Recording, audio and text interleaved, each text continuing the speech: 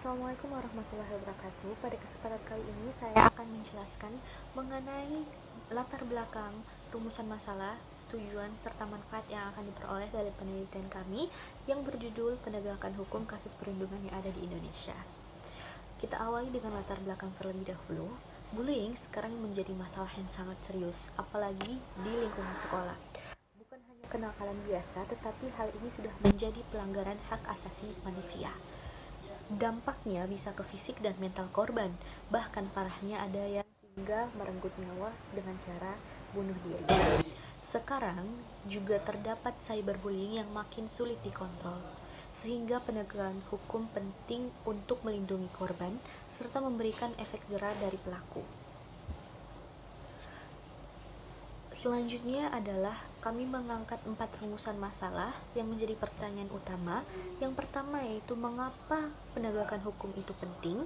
Yang kedua, apa saja hambatannya, apa tantangan dan peluangnya, dan bagaimana sistem hukum di Indonesia untuk menangani bullying. Tentunya dengan adanya makalah dan penelitian ini, tujuan kami sebagai berikut, yaitu untuk mengkaji pentingnya penegakan hukum, mengetahui hambatan yang ada, menganalisis tantangan dan peluang, serta menjelaskan sistem penegakan hukum di Indonesia seperti apa, khususnya dalam hal perundungan. Dan yang terakhir yaitu manfaat. Kami sangat berharap untuk bisa mendapatkan banyak manfaat dari berbagai kalangan melalui dari teoritis hingga praktis, seperti menambah wawasan di bidang hukum dan perlindungan anak, serta menjadi acuan buat pemerintah, sekolah, dan masyarakat dalam penanganan bullying. Terima kasih. Lanjut ke pembahasan pertama, yaitu urgensi penegakan hukum terhadap kasus perundungan di Indonesia. Pada bagian ini, kita menjelaskan atau menekankan mengapa hukum harus bertindak tegas dalam kasus bullying ini. Nah, alasan yang pertama yaitu penegakan hukum ini dapat memberikan kepastian hukum dan perlindungan bagi korban, yang mana ini menjamin bahwa setiap kasus perundungan ini akan diproses secara adil. Nah, yang kedua yaitu mencegah korban merasa takut untuk melapor, di mana penegakan hukum ini dapat mencegah rasa takut bagi korban untuk melapor karena merasa tidak ada perlindungan. Nah, selanjutnya yaitu memberikan efek yang jera bagi pelaku. Berdasarkan jurnal Al-Tifani, yaitu penegakan hukum ini sangat penting untuk memberikan efek jera bagi pelaku agar tidak mengulangi perbuatannya. Nah, hal ini juga membuat calon pelaku lain berpikir ulang sebelum melakukan tindakan perundungan. Nah, selanjutnya yaitu rehabilitasi pelaku di bawah umur, yang mana fokus hukum di sini tidak hanya untuk menghukum, tetapi juga membina, yang mana tujuannya agar pelaku tersebut menyadari kesalahan dan tidak mengulanginya, dan juga berharap untuk memperbaiki perilaku di masa depan. Selanjutnya yaitu melindungi HAM dan nilai demokrasi, di mana perundungan ini adalah salah satu tindakan yang melanggar hak dasar individu untuk merasa aman. Nah, oleh karena itu, penegakan hukum di sini berfungsi untuk melindungi hak asasi manusia dan nilai-nilai demokrasi. Selanjutnya yaitu mewujudkan masyarakat yang aman dan adil, di mana penegakan hukum ini dapat menegaskan prinsip bahwa semua orang sama di mata hukum tanpa diskriminasi. Nah, selanjutnya sistem dan kerangka regulasi penegakan hukum perundungan. Nah, di sini menjelaskan aturan apa yang digunakan di Indonesia dalam menangani kasus perundungan. Nah, yang pertama yaitu Undang-Undang tahun 2014 nomor 35 tentang perlindungan anak. Nah, undang-undang ini menjadi payung hukum utama yang menjamin hak anak bebas dari kekerasan. Literasi hukum BPHN mencatat bahwa pasal 76C dan 80 dalam undang-undang ini mengatur sanksi pidana dan denda bagi pelaku kekerasan terhadap anak. Nah, undang-undang ini juga mengatur tanggung jawab kolektif antara orang tua, masyarakat, dan negara. Nah, selanjutnya yaitu Undang-Undang Nomor 11 Tahun 2012 tentang SPPA atau Sistem Peradilan Pidana Anak. Nah, pada undang-undang ini menjelaskan perlunya pendekatan khusus dalam kasus yang melibatkan anak, di mana hukum mengedepankan upaya pencegahan dan pemenuhan hak korban. Nah, hal ini bisa menggunakan pendekatan diversi dan keadilan restoratif, yang mana penyelesaian di luar pengadilan untuk memulihkan hubungan sosial. Nah, selanjutnya yaitu KUHP atau Kitab Undang-Undang Hukum Pidana. Meskipun tidak menggunakan istilah bullying secara spesifik, pelaku tetap bisa dihukum atau dijerat menggunakan pasal penganiayaan, penghinaan, atau ancaman. Nah, sistem hukum cukup lengkap menangani perundungan ini, seperti hukum online yang memaparkan bahwa dalam KUHP terbaru, perundungan berkelompok dapat dikategorikan sebagai pengeroyokan. Nah, sekian dari penjelasan yang dapat saya sampaikan.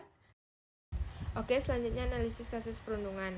Contohnya, kasus yang terjadi pada SMA Bino Serpong yang terjadi pada 2024, yang dimana kasus ini didirikan oleh sekelompok siswa yang menamakan geng Tai, yang dimana perundungan merupakan syarat untuk masuk ke geng baru. Bentuk kekerasannya itu cukup serius, bukan hanya memukul atau menyebutkan rokok, bahkan sampai mengintimidasi, menghina, bahkan mengancam korban untuk tidak melaporkan ke pihak siapapun. Nah, dari sisi hukum, para pelaku termasuk anak yang berhadapan dengan hukum, jadi harus diupayakan untuk penyelesaian dari luar. Tapi kalau kekerasannya berat, bisa juga sampai proses ke pengadilan. Nah, masalahnya di lapangan seringkali kasus seperti itu terjadi. Bahkan para pelaku diberi skors atau hanya dikeluarkan dari sekolah, tidak ditindaklanjuti. Akibatnya banyak orang merasa keadilan itu belum benar-benar terpenuhi. Nah, karena itu muncul perdebatan apakah cara seperti restoratif justice ini benar-benar membantu korban atau justru memberi kesempatan bagi pelaku untuk lolos dari hukuman. Selanjutnya, implementasi penegakan hukum di lapangan. Penegakan hukum kasus perundungan di lapangan belum efektif. Banyak sekolah memilih untuk menyelesaikan secara internal untuk menjaga citra sekolah, sehingga hak korban sudah tidak terpenuhi. Nah, selain itu, pada kasus cyberbullying, penanganan lebih sulit karena pelaku sering anonim, bahkan untuk dampak psikologisnya tidak mudah dibuktikan. Jadi kurangnya bukti untuk penanganan tersebut. Bahkan respon aparat serius jika kasus tersebut sudah sampai ke media sosial. Kemudian, meskipun ada diversi untuk anak, penyelesaian ini belum benar-benar memulihkan kondisi si korban. Jadi, penegakan hukum perlu diperbaiki agar lebih adil bagi semua pihak. Faktor penghambat penegakan hukum. Penegakan hukum dalam kasus perundungan di Indonesia masih menghadapi beberapa hambatan utama. Yang pertama yaitu faktor struktural, yaitu keterbatasannya aparat dan fasilitas, seperti kurangnya sensitivitas dalam menangani korban. Yang kedua, faktor kultural. Perundungan sering dianggap hal biasa, ditutupi demi menjaga nama baik sekolah, dan banyak saksi yang memilih untuk diam. Yang ketiga, faktor substansi. Masih ada celah hukum, terutama dalam kasus cyberbullying yang sulit dibuktikan. Dan yang terakhir, faktor ekonomi. Tidak semua korban memiliki akses bantuan hukum, sehingga sulit mencari keadilan. Tantangan dan peluang penegakan hukum. Di era digital, tantangan utama adalah cyberbullying yang menyebar cepat, sulit dilacak karena anonimitas dan rendahnya literasi digital masyarakat. Namun, ada juga peluangnya, yaitu kebebasan berpendapat membuat masyarakat lebih berani melapor, dan media sosial dapat membantu mengungkap kasus. Selain itu, adanya pelaporan online mempermudah untuk melapor, serta peningkatan literasi digital mendukung penegakan hukum.